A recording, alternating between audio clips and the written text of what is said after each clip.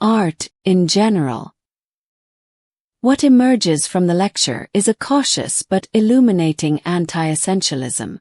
The refusal to define art in general is not a nihilistic retreat but an invitation to think relationally, contextually, and subjectively.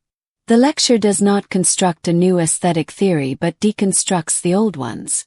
In doing so, it aligns with a rich tradition of thinkers who argue that art resists closure because it is grounded in human communication, a field inherently plural, contingent, and unfinalizable.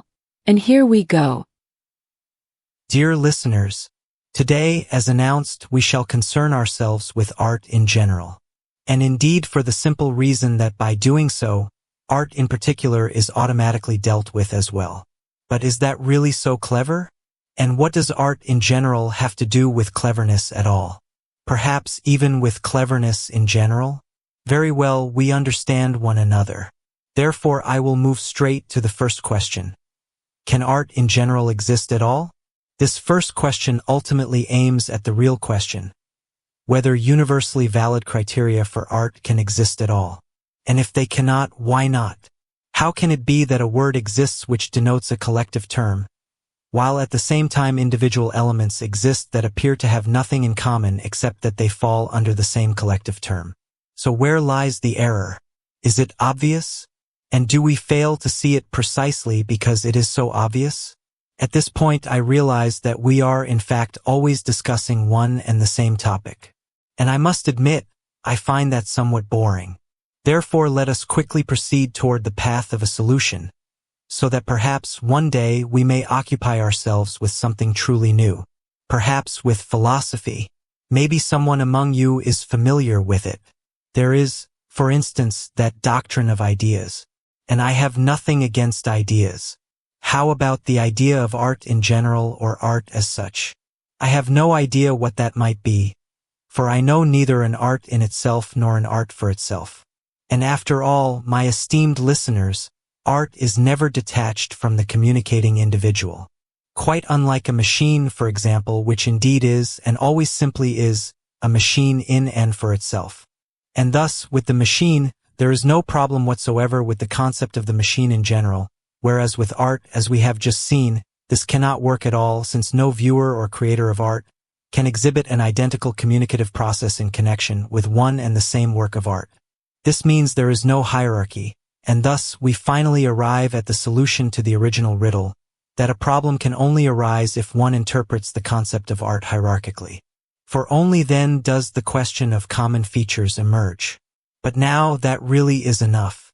For in the end, we are always only discussing variations of the same problem. And precisely for this reason, I am certain that you will once again appear in great numbers next time. Hopefully with many good ideas in themselves and for themselves. Good night. And here are a few more explanations. The speaker begins by gently poking fun at the ambition to define art universally, by suggesting that to talk about art in general is to simultaneously wrap up art in particular. This gesture reflects a core problem in aesthetics and philosophy, whether there can be general criteria for art that are not undermined by the specificity and contextual nature of individual works. The lecture does not propose a fixed answer to whether such universality is possible, but rather deconstructs the very premise that a category like art can be meaningfully generalized. The author underscores this tension with a key observation. How can we use a term that implies a unifying conceptual umbrella when its constituent examples often share no common feature beyond the label itself? A major conceptual payoff of the lecture is the critique of hierarchical thinking in aesthetics. The problem, we are told, only arises when one insists on interpreting art hierarchically. That is, when one assumes that artworks can be evaluated or categorized based on shared essential properties. Such an approach demands common criteria, be they beauty, intention, craftsmanship, emotional impact, or meaning. But this expectation falters in practice.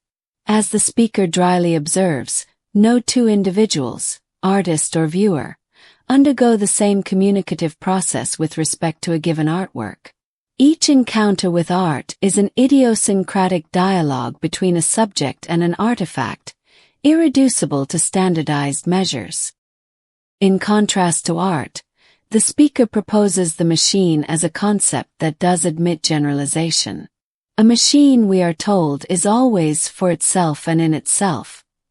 It has functional identity irrespective of who uses it or how. This ontological autonomy sets it apart from art, which is inextricably tied to the communicating individual.